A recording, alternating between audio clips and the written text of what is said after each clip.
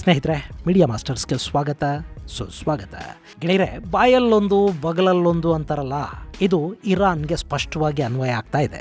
ಒಂದು ಕಡೆ ಇರಾನ್ನ ಅಧ್ಯಕ್ಷ ಪೆಜೆಶ್ಕಿಯಾನ್ ನಾವು ಅರಬ್ ನೆಲದ ಮೇಲೆ ದಾಳಿ ಮಾಡೋದಿಲ್ಲ, ಇಲ್ಲಿವರೆಗೆ ಏನಾಗಿದೆ ಅದಕ್ಕೆ ಕ್ಷಮೆ ಇರಲಿ ಅಂತಿದ್ರೆ, ಮತ್ತೊಂದು ಕಡೆ IRGC ಅರಬ್ ದೇಶಗಳಲ್ಲಿ, ಅದರಲ್ಲೂ ಯುನೈಟೆಡ್ ಅರಬ್ ಎಮಿರೇಟ್ಸ್ ಅನ್ನ ಇವತ್ತೂ ಕೂಡ ಟಾರ್ಗೆಟ್ ಮಾಡಿಕೊಂಡಿದೆ. ಅಲ್ಲಿನ ಅಲ್ ದಫ್ರಾ ಏರ್ಬೇಸ್ ಅಲ್ಲಿರುವ ಅಮೆರಿಕದ ಏರ್ ಕಾಂಬ್ಯಾಟ್ ಸೆಂಟರ್ ಮತ್ತು ಸ್ಯಾಟಲೈಟ್ ಕಮ್ಯುನಿಕೇಷನ್ ಹಬ್ ಅನ್ನ ಗುರಿಯಾಗಿಸಿಕೊಂಡು ದಾಳಿ ಮಾಡಿರುವುದಾಗಿ IRGC ಹೇಳಿದೆ. ಇದರ ಜೊತೆ UAE ಮೇಲೆ ಇವತ್ತು ಒಂದೇ ದಿನ 16 ಮಿಸೈಲ್ಗಳು ಹಾಗೂ 121 ಡ್ರೋನ್ಗಳಿಂದ ದಾಳಿ ಮಾಡೋದಕ್ಕೆ IRGC ಮುಂದಾಗಿರೋ ಮಾಹಿತಿ ಹೊರಬೀಳ್ತಾ ಇದೆ. ಹೀಗೊಂದ್ ಕಡೆ ಇರಾನ್ ಡಿಫೆನ್ಸ್ ಅಂತ ಹೇಳ್ತಲೇ ಅಫೆನ್ಸಿವ್ ಮೋಡಿಗೆ ಹೋಗ್ತಾ ಇದ್ರೆ, ಮತ್ತೊಂದ್ ಕಡೆ ಇಸ್ರೇಲ್ ಮತ್ತು ಅಮೆರಿಕಾಗಳು ಕೂಡ ದೊಡ್ಡ ಮಟ್ಟದ ದಾಳಿಗಳನ್ನ ನಡೆಸ್ತಾ ಇವೆ. ಇದರ ಜೊತೆ ಅಮೆರಿಕ ಈಗ ತನ್ನ ನ್ಯೂಕ್ಲಿಯರ್ ಬಾಂಬರ್ ಅನ್ನು ಕೂಡ ಕಣಕ್ಕಿಳಿಸ್ತಾ ಇರುವುದು ಯುದ್ಧದ ಬಗ್ಗೆ ಮತ್ತಷ್ಟು ಭಯವನ್ನು ಹುಟ್ಟಿಸ್ತಾ ಇದೆ. ಹಾಗಾದ್ರೆ ಏನಾಗ್ತಾ ಇದೆ ಮಧ್ಯಪ್ರಾಚ್ಯದಲ್ಲಿ? ಅಮೆರಿಕ ರಣಾಂಗಣಕ್ಕೆ ಕರೆದಿರುವ ಆ ಭಯಾನಕ ಲೋಹದ ಹಕ್ಕಿ ಯಾವುದು, ಅದರ ತಾಕತ್ತೇನು ಅನ್ನೋದರ ಬಗ್ಗೆ ಒಂದಷ್ಟು ಮಾಹಿತಿಯನ್ನ ನಾವಿಲ್ಲಿ ನೋಡೋಣ. ಗೆಳೆಯರೆ, ಇರಾನ್ ಅರಬ್ಬರ ಮೇಲೆ ದಾಳಿ ಮಾಡುವುದಿಲ್ಲ ಅಂತ ಹೇಳಿದ ನಂತರ ಸ್ವಲ್ಪ ಮಟ್ಟಿಗೆ ನಿಟ್ಟುಸಿರು ಬಿಡ್ತಾ ಇದ್ದ ಮಧ್ಯಪ್ರಾಚ್ಯ ಈಗ ಮತ್ತೆ ಸಮಸ್ಯೆ ಗೂಡಾಗ್ತಾ ಇದೆ. ಇರಾನ್ನ IRGC ಅರಬ್ ನೆಲದಲ್ಲಿ ಮತ್ತೆ ದಾಳಿ ಮಾಡ್ತಾ ಇವೆ. UAE ಮೇಲೆ ಶನಿವಾರ ಮಧ್ಯಾಹ್ನದ ನಂತರ 16 ಬ್ಯಾಲಿಸ್ಟಿಕ್ ಮಿಸೈಲ್ಗಳನ್ನ ಇರಾನ್ ಹೊಡೆದಿದೆ. ಆ ಎಲ್ಲ ಮಿಸೈಲ್ಗಳನ್ನು UAEಯ ಏರ್ ಡಿಫೆನ್ಸ್ ನ್ಯೂಟ್ರಲೈಸ್ ಮಾಡಿದ್ದು, ಒಂದು ಮಿಸೈಲ್ ಗುರಿ ತಪ್ಪಿ ಸಮುದ್ರಕ್ಕೆ ಬಿದ್ದಿದೆ. ಅದರ ಜೊತೆ ಇರಾನ್ನ 121 ಡ್ರೋನ್ಗಳು ಕೂಡ ಯುನೈಟೆಡ್ ಅರಬ್ ಎಮಿರೇಟ್ಸ್ ಮೇಲೆ ದಾಳಿಗೆ ಬಂದಿದ್ವು. ಆ ಪೈಕಿ 119 ಡ್ರೋನ್ಗಳನ್ನ ಕೆಡವಲಾಗಿದೆ. ಇನ್ಯಾರಡು ಡ್ರೋನ್ಗಳು ಅರಬ್ ಎಮಿರೇಟ್ಸ್ ನ ನೆಲದಲ್ಲಿ ಬಿದ್ದಿವೆ. ಇಲ್ಲಿವರೆಗೆ ಇರಾನ್ ಎಮಿರೇಟ್ಸ್ ಮೇಲೆ ಒಂದರ ಮೇಲೊಂದರಂತೆ 121 ಬ್ಯಾಲಿಸ್ಟಿಕ್ ಮಿಸೈಲ್ಗಳನ್ನು ಹೊಡೆದಿದೆ. ಹಾಗೆ 1305 ಡ್ರೋನ್ಗಳನ್ನ ಬರೀ ಅರಬ್ ಎಮಿರೇಟ್ಸ್ ಮೇಲೆ ಮಾತ್ರ ಹಾರಿಸಿದೆ. ಇದರಲ್ಲಿ 2 ಬ್ಯಾಲಿಸ್ಟಿಕ್ ಮಿಸೈಲ್ಗಳು ಮಾತ್ರ UAEನ ಹಿಟ್ ಮಾಡಿವೆ. 76 ಡ್ರೋನ್ಗಳು ಅರಬ್ ನೆಲದಲ್ಲಿ ಸ್ಫೋಟಗೊಂಡಿವೆ. ಉಳಿದದ್ದನ್ನ UAE ಹೊಡೆದು ಹಾಕಿದೆ. ಇದರ ಜೊತೆ ಶತ್ರು ದೇಶಗಳ ಮೇಲೆ 25ನೇ ಮಿಸೈಲ್ ವೇವ್ ಕಳುಹಿಸುವುದಾಗಿ IRGC ಹೇಳಿದೆ. ಈ ವೇವ್ ಅಲ್ಲಿ ಫತಾ ಮತ್ತು ಇಮದ್ ಮಿಸೈಲ್ಗಳನ್ನ ಬಳಸ್ತಾ ಇರುವುದಾಗಿ ಕೂಡ IRGC ಹೇಳ್ಕೊಂಡಿದೆ. ಸೊ ಇಲ್ಲಿ ಅಧ್ಯಕ್ಷರು ಏನೇ ಹೇಳಿದ್ರು IRGC ಈ ದಾಳಿಗಳಿಂದ ಹಿಂದೆ ಸರಿಯೋ ಲಕ್ಷಣಗಳೇನು ಕಾಣ್ತಾ ಇಲ್ಲ. ಮತ್ತೊಂದು ಕಡೆ ತೆಹ್ರಾನ್ ಮೇಲೆ ಇಸ್ರೇಲ್ನ ದಾಳಿ ಮುಂದುವರೆದಿದೆ. ಶುಕ್ರವಾರ ರಾತ್ರಿಯ ಹಾಗೇನೆ ಶನಿವಾರ ಕೂಡ ಇಸ್ರೇಲ್ ತೀವ್ರ ದಾಳಿಯನ್ನ ನಡೆಸುವ ಸಾಧ್ಯತೆ ಇದೆ. ತೆಹರಾನ್ನಲ್ಲಿ ಇನ್ನಷ್ಟು ರಾಜಕೀಯ ನಾಯಕರು, IRGCಯ ಮುಖ್ಯಸ್ಥರು ಎಲ್ಲ ಇರೋ ಕಾರಣದಿಂದ ಅಲ್ಲಿ ದಾಳಿಗಳನ್ನ ಹೆಚ್ಚಿಸೋದಕ್ಕೆ ಇಸ್ರೇಲ್ ನಿರ್ಧಾರವನ್ನು ಮಾಡಿದೆ. ಮಗದೊಂದು ಕಡೆ ಇಸ್ರೇಲ್ ಲೆಬನಾನ್ನಲ್ಲಿನ ದಾಳಿಗಳನ್ನ ಮುಂದುವರೆಸಿದೆ.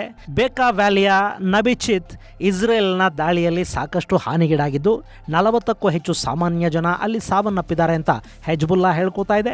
ಆದರೆ ನಾವು ಹೆಜ್ಬುಲ್ಲಾ ನೆಲೆಗಳನ್ನು ಮಾತ್ರ ಟಾರ್ಗೆಟ್ ಮಾಡಿಕೊಂಡು ದಾಳಿ ಮಾಡ್ತಾ ಇದ್ದೀವಿ ಅಂತ ಇಸ್ರೇಲ್ ಇಲ್ಲಿ ಕೂಡ ಹೇಳಿದೆ. ಇದರ ಜೊತೆ ಶನಿವಾರ IDF ಪಡೆಗಳಿಗೆ ದೊಡ್ಡ ಗೆಲುವಿನ ದಿನವಾಗಿದ್ದು, ನಮ್ಮ ಪಡೆಗಳಲ್ಲಿ ಯಾವುದೇ ಸಾವು ನೋವು ಸಂಭವಿಸಿಲ್ಲ ಅಂತ ಇಸ್ರೇಲ್ ಹೇಳ್ತಾ ಇದೆ. ಹೀಗೆ ಇಸ್ರೇಲ್ ಇರಾನ್ನ ಜೊತೆಗೆ ಅದರ ಪ್ರಾಕ್ಸಿಗಳನ್ನು ಕೂಡ ಬಡಿತಾ ಇದ್ರೆ, ಅಮೆರಿಕ ಇರಾನ್ ಮೇಲಿನ ದಾಳಿಗಳನ್ನು ಮುಂದುವರಿಸ್ತಾ ಇದೆ. ಪೆಜೆಶ್ಕಿಯಾನ್ ಅರಬ್ ದೇಶಗಳ ಕ್ಷಮೆ ಕೇಳಿದ ನಂತರ ಕೂಡ ನಾವೇನು ಇರಾನ್ ಮೇಲಿನ ದಾಳಿಯನ್ನ ಕಡಿಮೆ ಮಾಡೋದಕ್ಕೆ ಹೋಗೋದಿಲ್ಲ ಅಂತ ಡೊನಾಲ್ಡ್ ಟ್ರಂಪ್ ಇಲ್ಲಿ ಹೇಳ್ತಾ ಇದ್ದಾರೆ. ಇಲ್ಲಿ ಇರಾನ್ ಮೇಲಿನ ದಾಳಿಗಳಿಗೆ ಅಮೆರಿಕ ಮಾಸ್ಟರ್ ಪ್ಲಾನ್ ಮಾಡಿರೋ ಹಾಗೆ ಕಾಣ್ತಾ ಇದೆ. ಇರಾನ್ ಮೇಲಿನ ದಾಳಿಗಳನ್ನು ತೀವ್ರಗೊಳಿಸೋ ನಿಟ್ಟಲ್ಲಿ ತನ್ನ B1 ಲ್ಯಾನ್ಸರ್ ಅನ್ನ ಕಣಕ್ಕಿಳಿಸೋದಕ್ಕೆ ಅಮೆರಿಕ ಮುಂದಾಗ್ತಾ ಇದೆ. ಈಗಾಗಲೇ ಅಮೆರಿಕಾದಿಂದ ಇರಾನ್ ಕಡೆಗೆ ಬಂದಿರೋ ಲ್ಯಾನ್ಸರ್ಗಳು ಈಗ ಬ್ರಿಟನ್ನ ಗ್ಲಾಸೆಸ್ಟರ್ ಶೈರ್ ಏರ್ ಬೇಸ್ಗೆ ಬಂದಿಳಿದಿವೆ. ಬ್ರಿಟನ್ ಕೂಡ ಇರಾನ್ ವಿರುದ್ಧ ದಾಳಿಗೆ ಬಂದಿರೋ ಈ ವಿಮಾನಗಳಿಗೆ ತನ್ನ ಏರ್ ಬೇಸ್ ಅನ್ನ ಬಿಟ್ಟು ಕೊಟ್ಟಿದೆ. ಇವು ಅಮೆರಿಕದ ಭಯಾನಕ ಬಾಂಬರುಗಳು ಅನ್ನಿಸ್ಕೊಳ್ತವೆ. ಇದರಲ್ಲಿ ಸುಮಾರು 130 ಟನ್ ತೂಕದ ಬಾಂಬುಗಳನ್ನ ಕ್ಯಾರಿ ಮಾಡೋದಕ್ಕೆ ಸಾಧ್ಯ ಆಗುತ್ತೆ. ಹೀಗಾಗಿ ಈ ಬಾಂಬರುಗಳ ಸದ್ದು ಇರಾನ್ ಪಾಲಿಗೆ ಮರಣ ಮೃದಂಗದ ಸದ್ದು ಅಂತ ಹೇಳಿದ್ರೆ ಖಂಡಿತ ತಪ್ಪೇನಾಗೋದಿಲ್ಲ. ಇದೆಲ್ಲದರ ನಡುವೆ ನಿಮಗೊಂದು ಮಾಹಿತಿಯನ್ನು ಕೊಡೋದಿದೆ. ಇದೇ ಏಪ್ರಿಲ್ 8ನೇ ತಾರೀಕು 7 ಸ್ಯಾಂಡ್ಸ್ ಟೂರಿಸಂ ಕಂಪನಿ ಕಾಶಿ ಅಯೋಧ್ಯೆಗೆ ಮತ್ತೊಂದು ಟ್ರಿಪ್ ಅನ್ನು ಆಯೋಜಿಸಿದೆ. 39,500 ರೂಪಾಯಿಗೆ ನಿಮ್ಮನ್ನ ಕಾಶಿ, ಅಯೋಧ್ಯೆ, ತ್ರಿವೇಣಿ ಸಂಗಮ, ಗಯಾ, ಬೋಧ ಗಯಾಗೆ ಕರ್ಕೊಂಡು ಹೋಗ್ತಾರೆ. ಇದು 4 ದಿನಗಳು ಮತ್ತು 5 ದಿನಗಳ ಟ್ರಿಪ್. ಈ ಪ್ಯಾಕೇಜಲ್ಲಿ ಫ್ಲೈಟ್ ಟಿಕೆಟ್ಸ್ ಇರುತ್ತೆ, 3 ಸ್ಟಾರ್ ಹೋಟೆಲಲ್ಲಿ ಸ್ಟೇ ಇರುತ್ತೆ, ಊಟ ತಿಂಡಿ ವ್ಯವಸ್ಥೆಗಳನ್ನು ಅವರೇ ಮಾಡ್ತಾರೆ, ಸಲೀಸಾಗಿ ದೇವರ ದರ್ಶನ ಆಗುತ್ತೆ, AC ಟ್ರಾನ್ಸ್ಪೋರ್ಟ್ ವ್ಯವಸ್ಥೆ ಇರುತ್ತೆ, ಬೋಟಿಂಗ್ ಮತ್ತು ಆಟೋ ಚಾರ್ಜಸ್ ಅನ್ನು ಕೂಡ ಅವರೇ ನೋಡ್ಕೋತಾರೆ, 24x7 ಟೂರ್ ಮ್ಯಾನೇಜರ್ ಅಸಿಸ್ಟೆನ್ಸ್ ಅನ್ನ ಕೊಡಲಾಗುತ್ತೆ. ಹಿರಿಯ ನಾಗರಿಕರ ವಿಷಯದಲ್ಲಿ ವಿಶೇಷ ಕಾಳಜಿಯನ್ನು ಕೂಡ ತಗೋತಾರೆ. ಹೊರಡೋ ದಿನ ಏಪ್ರಿಲ್ 8. ಕೆಲವೇ ಸೀಟುಗಳಿವೆಯಂತೆ. ಆಸಕ್ತರು 7022848666 7022848666 ನಂಬರ್ಗೆ ಕರೆ ಮಾಡಿ ನಿಮ್ಮ ಸೀಟನ್ನು ಕನ್ಫರ್ಮ್ ಮಾಡ್ಕೊಳ್ಳಿ.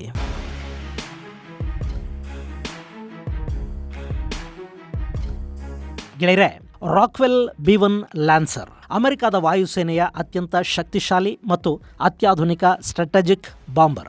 1970ರ ದಶಕದಲ್ಲಿ ರಾಕ್ವೆಲ್ ಇಂಟರ್ನ್ಯಾಷನಲ್ ಇದನ್ನು ಅಭಿವೃದ್ಧಿಪಡಿಸಿತು. ಈ ರಾಕ್ವೆಲ್ ಅನ್ನೋ ಕಂಪನಿ ಈಗ ಬೋಯಿಂಗ್ನ ಭಾಗ ಆಗಿದೆ. ಈ ಬಾಂಬರ್ ಮ್ಯಾಕ್ 2.2 ವೇಗದ ಸೂಪರ್ಸಾನಿಕ್ ನ್ಯೂಕ್ಲಿಯರ್ ಬಾಂಬರ್ ಅಂತ ಗುರುತಿಸಿಕೊಳ್ಳುತ್ತೆ. 1974ರ ಡಿಸೆಂಬರ್ 23ನೇ ತಾರೀಕು ಇದರ ಮೊದಲ ಫ್ಲೈಟ್ ಸಾಧ್ಯ ಆಯಿತು. ಆದರೆ ಬಜೆಟ್ನ ಕಾರಣದಿಂದ ಈ ಪ್ರಾಜೆಕ್ಟನ್ನು ಅಲ್ಲಿಗೆ ನಿಲ್ಲಿಸಿದ್ರು. ಮುಂದೆ ಈ ಪ್ರಾಜೆಕ್ಟ್ನ ಮಹತ್ವ ಮತ್ತು ಇದರ ಪ್ರಾಮುಖ್ಯತೆಯನ್ನು ಅರ್ಥ ಮಾಡಿಕೊಂಡ ಅಮೆರಿಕದ ಅಧ್ಯಕ್ಷ ರೊನಾಲ್ಡ್ ರೀಗನ್ 1981ರಲ್ಲಿ ಈ B1 ಲ್ಯಾನ್ಸರ್ ಪ್ರಾಜೆಕ್ಟನ್ನು ಮತ್ತೆ ಶುರು ಮಾಡಿಸಿದ್ರು. B1A ಫ್ಲೈಟಲ್ಲಿ ಒಂದಷ್ಟು ಬದಲಾವಣೆಗಳನ್ನು ತರೋದ್ರ ಮೂಲಕ ಆ ಬಾಂಬರ್ಗೆ B1B ಅನ್ನೋ ಹೆಸರನ್ನು ಕೊಡಲಾಯಿತು. ಈ ವಿಮಾನ 1984ರಲ್ಲಿ ಮೊದಲ ಬಾರಿಗೆ ಪರೀಕ್ಷಾರ್ಥ ಹಾರಾಟವನ್ನು ಮಾಡಿತು. ಆ ಪರೀಕ್ಷೆಯಲ್ಲಿ ಯಶಸ್ವಿ ಕೂಡ ಆಯಿತು. ಆ ನಂತರ 1985ರಲ್ಲಿ ಅಮೆರಿಕದ ವಾಯುಪಡೆಗೆ ಇದರ ಸೇರ್ಪಡೆ ಆಯಿತು. 1988ರ ವೇಳೆಗೆ ಇಂಥ 100 ಬಾಂಬರ್ಗಳನ್ನು ತಯಾರು ಮಾಡಲಾಯಿತು. ಸದ್ಯದ ಅಮೆರಿಕದ ಬಾಂಬರ್ಗಳ ಪಟ್ಟಿಲಿ ಈಗಲೂ ಕೂಡ ಈ ರಾಕ್ವೆಲ್ B1 ಲ್ಯಾನ್ಸರ್ ಇದೆ. ಇದು ಅಮೆರಿಕದ ವಾಯುಪಡೆಯ B2 ಹಾಗೂ B-52 ಬಾಂಬರ್ಗಳ ಸಾಲಲ್ಲಿ ನಿಂತುಕೊಳ್ಳುತ್ತೆ. ಇನ್ನು ಇದರ ವಿಶೇಷಗಳೇನು ಅನ್ನೋದನ್ನು ನಾವು ನೋಡೋದಾದರೆ, ಇದೊಂದು ಮಲ್ಟಿಪರ್ಪಸ್ ಹೆವಿ ಬಾಂಬರ್. ಹಾಗೆ ಇದರ ರೇಂಜ್ ಕೂಡ ತುಂಬಾ ಹೆಚ್ಚಿದೆ. ಇದರಲ್ಲಿ 4 ಸಿಬ್ಬಂದಿಗೆ ಅವಕಾಶ ಇರುತ್ತೆ. ಅವರಲ್ಲಿ ಪೈಲಟ್, ಕೋ ಪೈಲಟ್ ಜೊತೆಗೆ 2 ವೆಪನ್ ಸಿಸ್ಟಮ್ ಆಪರೇಟರ್ಗಳು ಕೂಡ ಇರ್ತಾರೆ. ಈ ಬಾಂಬರ್ 4 ಇಂಜಿನ್ಗಳನ್ನು ಹೊಂದಿದ್ದು ಪ್ರತಿ ಗಂಟೆಗೆ 1,500 ಕಿಲೋಮೀಟರ್ ವೇಗದಲ್ಲಿ ಇದು ಚಲಿಸುತ್ತೆ. ಅಂದ್ರೆ 1.25 ಮ್ಯಾಕ್ಸ್ ಸ್ಪೀಡ್ ಅನ್ನು ಇದು ಹೊಂದಿದೆ. ಇದರಲ್ಲಿ ವೇರಿಯಬಲ್ ವಿಂಗ್ ಸ್ಪ್ಯಾನ್ ಇದೆ. ಇದರ ಉದ್ದ 146 ಅಡಿಗಳಷ್ಟಿದೆ. ಇನ್ನು ಈ ಸ್ಟ್ರಾಟಜಿಕ್ ಬಾಂಬರ್ 34 ಅಡಿಗಳಷ್ಟು ಎತ್ತರ ಇದ್ದು ಇಂಧನ ಮತ್ತು ಬಾಂಬುಗಳು ಸೇರಿದ ಹಾಗೆ ಒಟ್ಟು 2,16,000 kgಯಷ್ಟು ತೂಕವನ್ನು ಹೊತ್ತು ಇದು ನಭಕ್ಕೆ ಹಾರತ್ತೆ. ಇದರಲ್ಲಿ ಸಾಂಪ್ರದಾಯಿಕ ಬಾಂಬುಗಳ ಜೊತೆ ಅಣ್ವಸ್ತ್ರಗಳು, ಬ್ಯಾಲಿಸ್ಟಿಕ್ ಮಿಸೈಲುಗಳು, ಕ್ರೂಸ್ ಮಿಸೈಲ್ಗಳನ್ನು ಕೂಡ ಕ್ಯಾರಿ ಮಾಡೋದಕ್ಕೆ ಸಾಧ್ಯ ಆಗುತ್ತೆ. ಇದರ ರೇಂಜು 9,400 ಕಿಲೋಮೀಟರ್ಗಳಷ್ಟಿದ್ದು ಮೊದಲಿಗೆ ಇದನ್ನು ನ್ಯೂಕ್ಲಿಯರ್ ಸಿಡಿತಲೆಗಳನ್ನು ಹೊತ್ತೊಯ್ಯೋದಕ್ಕೆ ಅಂತಲೇ ಬಳಸಲಾಗ್ತಾ ಇತ್ತು. ಆದರೆ ಈಗ ಇದನ್ನು ಸಾಂಪ್ರದಾಯಿಕ ಬಾಂಬರ್ ಆಗಿ ಕೂಡ ಬಳಕೆ ಮಾಡ್ತಾ ಇದ್ದಾರೆ.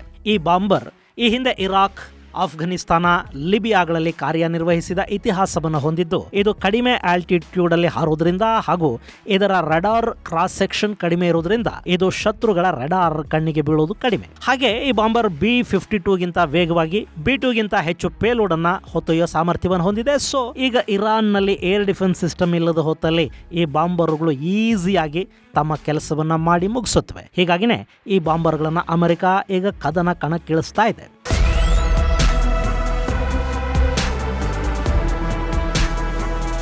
ಗೆಳೆಯರೆ, ಅಮೆರಿಕ ಇಲ್ಲಿವರೆಗೆ B2 ಬಾಂಬರ್ಗಳಿಂದ ಇರಾನ್ ಮೇಲೆ ದಾಳಿ ಮಾಡಿದೆ. ಈ B2 ಬಾಂಬರ್ಗಳು ಅಮೆರಿಕದ ಮಿಸೌರಿಯ ವೈಟ್ಮನ್ ಏರ್ ಫೋರ್ಸ್ ಬೇಸ್ನಿಂದ ಬಂದಿವೆ ಅಂತ ಹೇಳ್ತಾ ಇದ್ದಾರೆ. ಈ ಬಾಂಬರ್ಗಳು ಒಂದು ಬಾರಿಗೆ 2,000 ಪೌಂಡ್ನಷ್ಟು ಬಾಂಬಿಂಗ್ ಮಾಡುತ್ತವೆ. ಅಂಡರ್ಗ್ರೌಂಡ್ ಬಂಕರ್ಗಳು, ಪರ್ವತಗಳಲ್ಲಿನ ಸೇನಾ ನೆಲೆಗಳನ್ನು ಗುರಿಯಾಗಿಸಿಕೊಂಡು ಇವು ದಾಳಿಗಳನ್ನು ಮಾಡ್ತಾ ಇವೆ. ಹಾಗೆ ಈ B2 ಬಾಂಬರ್ಗಳಿಗೆ ಸಾಧ್ಯವಾಗದ ಗುರಿಗಳನ್ನು ಟಾರ್ಗೆಟ್ ಮಾಡ್ಕೊಳ್ಳೋದಿಕ್ಕೆ ಅಂತಲೇ ಅಮೆರಿಕ ಈಗ B1 ಲ್ಯಾನ್ಸರ್ಗಳನ್ನು ಕರೆಸ್ಕೊಳ್ತಾ ಇದೆ ಅಂತ ಹೇಳ್ತಾ ಇದ್ದಾರೆ. ಈ ಲ್ಯಾನ್ಸರ್ಗಳು ನಾವೆಲ್ ಬೇಸ್ಗಳು ಹಾಗೂ ನ್ಯೂಕ್ಲಿಯರ್ ಇನ್ಫ್ರಾಸ್ಟ್ರಕ್ಚರ್ಗಳ ಮೇಲೆ ಕೂಡ ದಾಳಿ ಮಾಡುತ್ತವೆ. ಈಗಿನ ಪರಿಸ್ಥಿತಿಯನ್ನು ನೋಡಿದ್ರೆ ಇರಾನ್ನ ನಾವೆಲ್ ಬೇಸ್, ಅದರಲ್ಲೂ IRGC ಕಂಟ್ರೋಲ್ ಅಲ್ಲಿರುವ ಬಂದರ್ ಅಬ್ಬಾಸ್ ಮೇಲೆ ಈ B1 ಲ್ಯಾನ್ಸರ್ಗಳು ದಾಳಿ ಮಾಡುವ ಸಾಧ್ಯತೆ ಹೆಚ್ಚಿದೆ. ಇದರ ಜೊತೆ ಅಮೆರಿಕ B-52 ಬಾಂಬರ್ಗಳನ್ನು ಕೂಡ ಕಣಕ್ಕಿಳಿಸುವ ಲಕ್ಷಣಗಳು ಕಾಣ್ತಾ ಇವೆ. ಇರಾನ್ ಮೇಲೆ ನಿರಂತರ ಬಾಂಬಿಂಗ್ ಮಾಡುವ ಹಾಗೂ ಅಲ್ಲಿನ ನ್ಯೂಕ್ಲಿಯರ್ ಫೆಸಿಲಿಟಿಗಳು, IRGCಯ ಬೇಸ್ಗಳು ಮತ್ತು ಪಾತಾಳ ಲೋಕದಲ್ಲಿನ ಡ್ರೋನ್ ಮಿಸೈಲುಗಳು, ಹಾಗೆ ಇರಾನಿನ ನೆಲದಾಳದಲ್ಲಿ ನಿರ್ಮಾಣಗೊಂಡಿರುವ ಅಣು ಸಂಸ್ಕರಣಾ ಕೇಂದ್ರಗಳೇನಿವೆ ಅವುಗಳನ್ನು ಟಾರ್ಗೆಟ್ ಮಾಡಿಕೊಳ್ಳುವ ಕೆಲಸವನ್ನು ಕೂಡ ಇನ್ನು ಮುಂದೆ ಅಮೆರಿಕ ಮಾಡ್ತಾ ಹೋಗುತ್ತೆ. ಈ B1 ಲ್ಯಾನ್ಸರ್, B2 ಹಾಗೂ B-52ಗಳ ಮೂಲಕ ಅಮೆರಿಕ ಮಾಡಲಿರುವ ದಾಳಿಯ ಎಫೆಕ್ಟ್ ಏನು ಅನ್ನೋದು ಭಾನುವಾರ ಅಥವಾ ಸೋಮವಾರದ ಹೊತ್ತಿಗೆ ಜಗತ್ತಿಗೆ ಗೊತ್ತಾಗುತ್ತೆ. ಇರಾನಿಗೆ ಮಾತ್ರ ಸಂಕಷ್ಟ ಕಟ್ಟಿಟ್ಟ ಬುತ್ತಿ ಅಂತ ಬಣ್ಣಿಸಲಾಗ್ತಾ ಇದೆ. ಹೀಗೊಂದು ಕಡೆ ಅಮೆರಿಕ ತಾನು ಹೇಳಿದ ಹಾಗೆ ಇರಾನ್ನ ಸಕಲ ಶಕ್ತಿಗಳನ್ನು ನಿರ್ನಾಮ ಮಾಡೋ ಕಡೆ ಹೆಜ್ಜೆಗಳನ್ನಿಟ್ಟಿದ್ರೆ, ಇಸ್ರೇಲ್ ಕೂಡ ಅಲೆಗಳ ಮೇಲೆ ಅಲೆಗಳಂತೆ ಇರಾನ್ ಮೇಲೆ ದಾಳಿ ಮಾಡ್ತಾ ಇದೆ. ಇಸ್ರೇಲಿ ವಾಯುಪಡೆಯ ವಿಮಾನಗಳು 70ರ ದಶಕದ ಅರಬ್ ಇಸ್ರೇಲ್ ವಾರ್ನ ನಂತರ ಇಷ್ಟೊಂದು ಆಕ್ಟಿವ್ ಆಗಿ ಕಾಣಿಸ್ತಾ ಇರೋದು ಈಗಾಗಲೇ ತೆಹರಾನ್, ಇಸ್ಫಹಾನ್ಗಳನ್ನ ಟಾರ್ಗೆಟ್ ಮಾಡಿಕೊಂಡಿರೋ ಇಸ್ರೇಲ್ ಮೊಸಾದ್ನ ಮಾಹಿತಿಯಂತೆ ಇರಾನ್ನ ರಾಕೆಟ್ ಲಾಂಚರ್ಗಳು ಹಾಗೂ ಡ್ರೋನ್ ಲಾಂಚರ್ಗಳನ್ನ ಗುರಿಯಾಗಿಸ್ಕೊಳ್ತಾ ಇದೆ ಅಂತ ಹೇಳ್ತಾ ಇದ್ದಾರೆ. ಒಟ್ಟಾರೆ ಇರಾನ್ನ ಹಠ ಅಮೆರಿಕ ಹಾಗೂ ಇಸ್ರೇಲ್ನ ನಿರ್ಧಾರಗಳು ಮಧ್ಯಪ್ರಾಚ್ಯವನ್ನ ಕಂಗೆಡಿಸ್ತಾ ಇರೋದಂತೂ ಸುಳ್ಳಲ್ಲ. ಇದು ಗೆಳೆಯರೆ ಮಧ್ಯಪ್ರಾಚ್ಯದ ಕುರಿತಾದ ಒಂದಷ್ಟು ಅಪ್ಡೇಟ್ಸ್ ಹಾಗೂ B1 ಲ್ಯಾನ್ಸರ್ ಅನ್ನೋ ಭಯಾನಕ ಬಾಂಬರ್ ಕುರಿತಾದ ಒಂದಷ್ಟು ಮಾಹಿತಿ. ಮುಂದಿನ ಸಂಚಿಕೆಯಲ್ಲಿ ಮತ್ತಷ್ಟು ವಿಶೇಷಗಳ ಜೊತೆ ಮತ್ತೆ ಭೇಟಿಯಾಗೋಣ. ಅಲ್ಲಿವರೆಗೆ ಜೈ ಹಿಂದ್, ಜೈ ಕರ್ನಾಟಕ.